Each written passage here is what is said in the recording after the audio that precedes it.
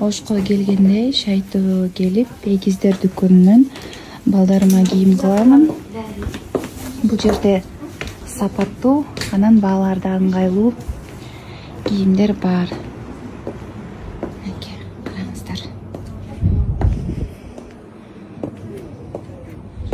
Эң сонун уулдарга, кыздарга.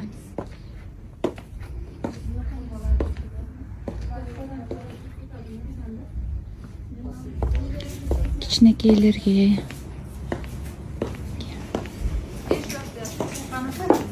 Баары бөлүнгөн. Жерде ылдый да. Кичинекейлерге карайсыздар.